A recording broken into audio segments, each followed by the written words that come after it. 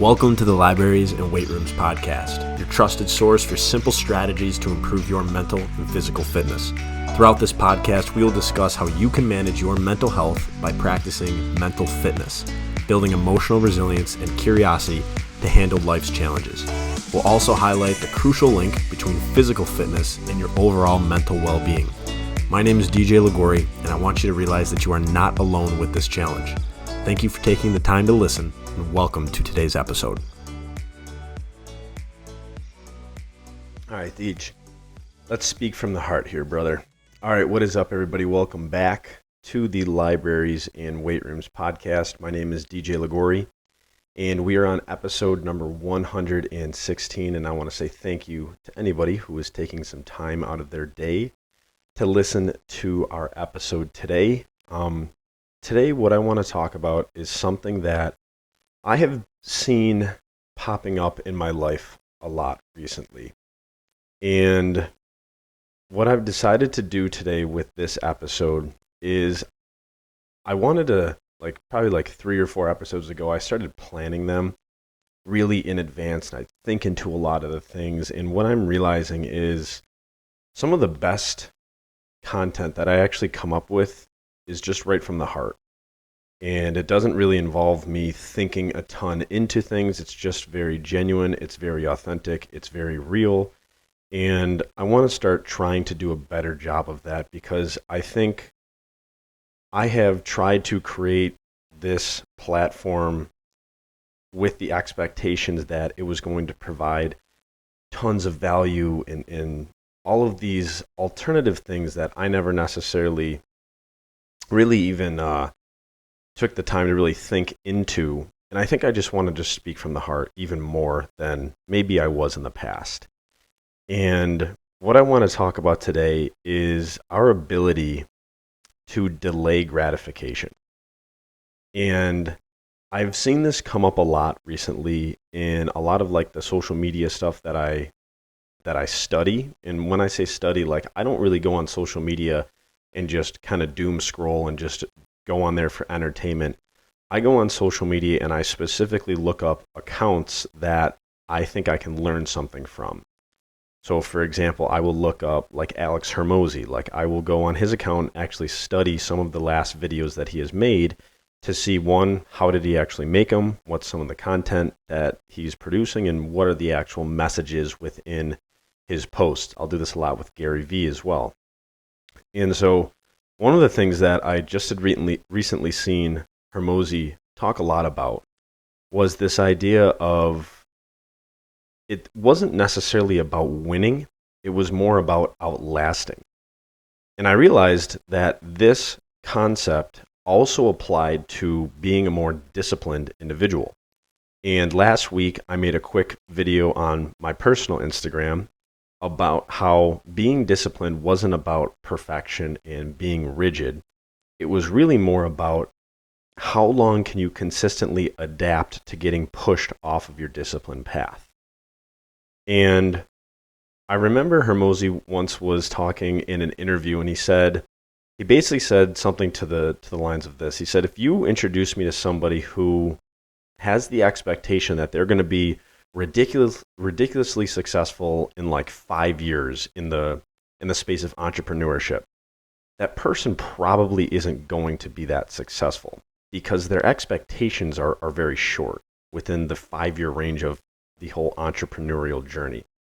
He said, now if you show me somebody who has a longer term vision of 10, 15, 20 plus years, he's that person probably has a better chance to be successful, because they're looking at it in a much longer term. And they aren't essentially going to be disappointed when they're not ridiculously successful 5, 6, 7 years in, because their expectations were already fairly long term. And I remember hearing that, and it was almost like a sigh of relief, because I think we get caught up in the instant gratification that social media has allowed us to feel.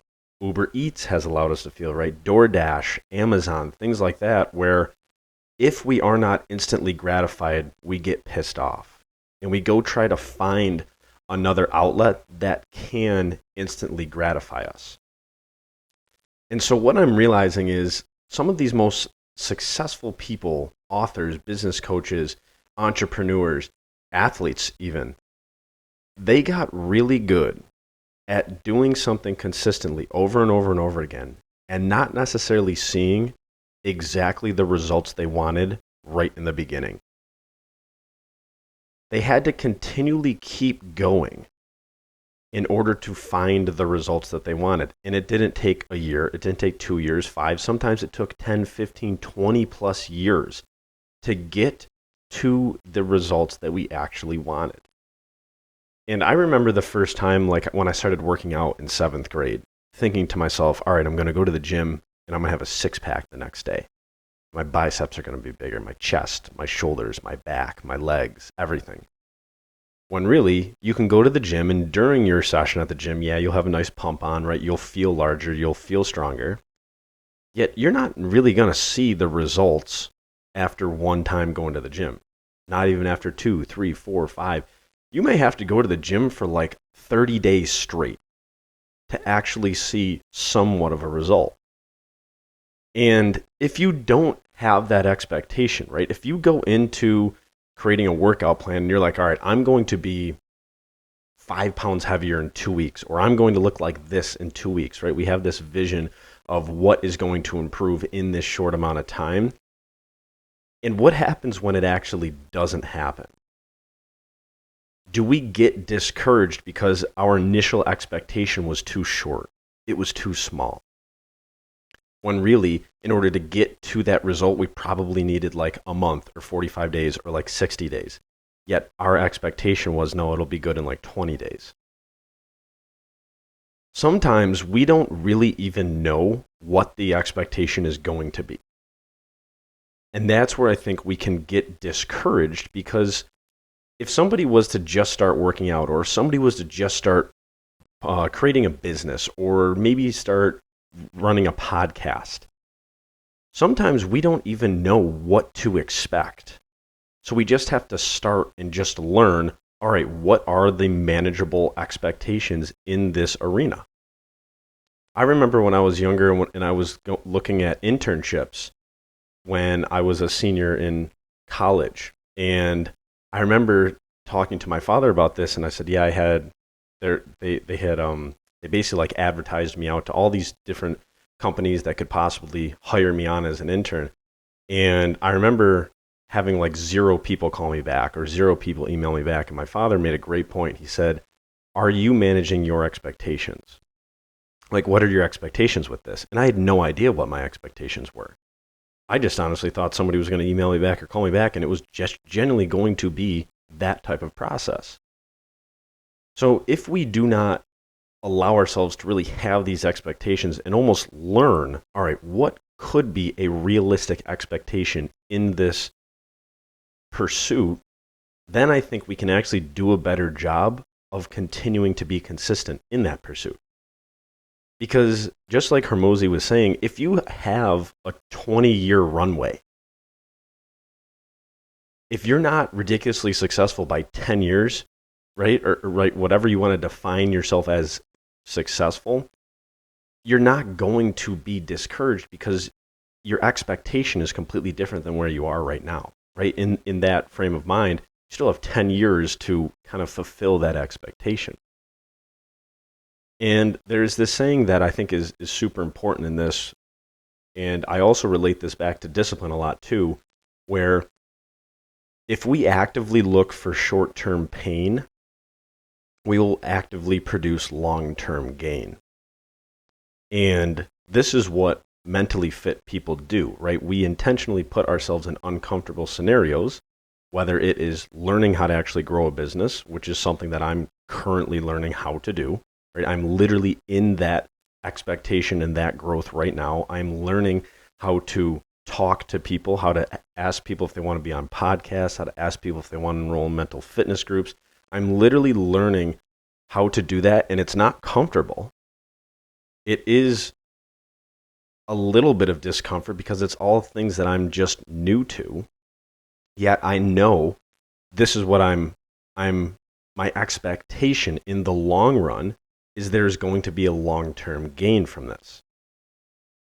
right? And so I think it's a level of how long can I do a thing and not necessarily get the exact result that I want.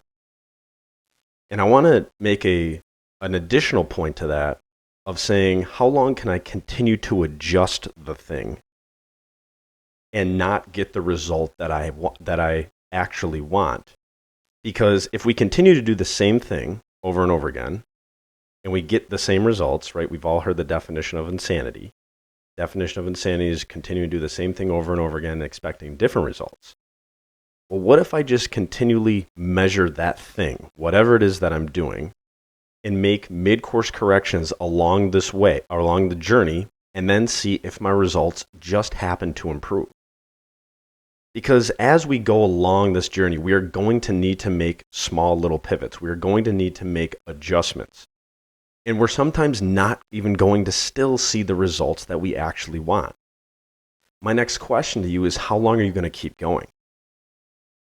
Because if you end up stopping too early, who are you to say that the next thing you do could have been that piece that put you into that successful area of your life? There's this story called The Vein of Gold.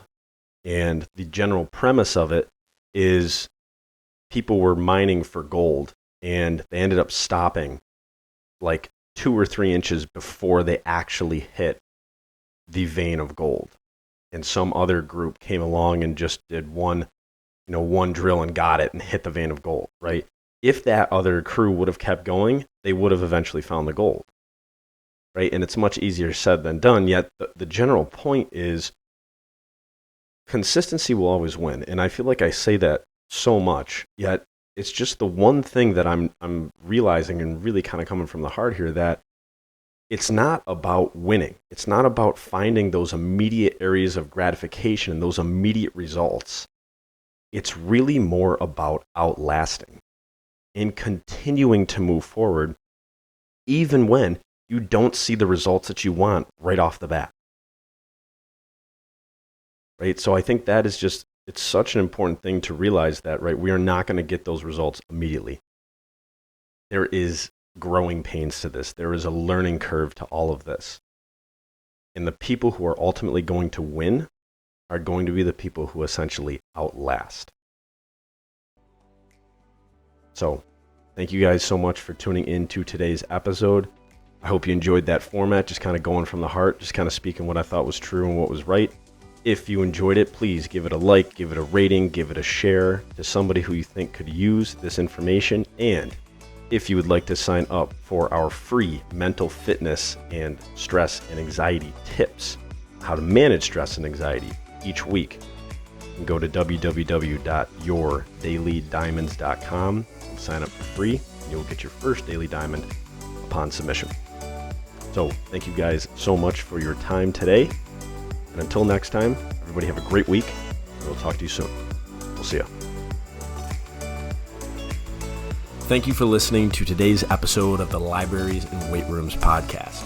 If you received something interesting from today's episode, we would kindly appreciate if you could leave us a rating or a review, or even share this podcast with someone you believe needs to hear its message. The Libraries and Weight Rooms brand is a division of our parent company, Acres of Diamonds, where we are on a mission to end mental suffering through mental fitness. If you would like to learn more about our mission and support this cause, please visit our website at www.youracresofdiamonds.com. Take care, keep leading, and we will talk to you soon.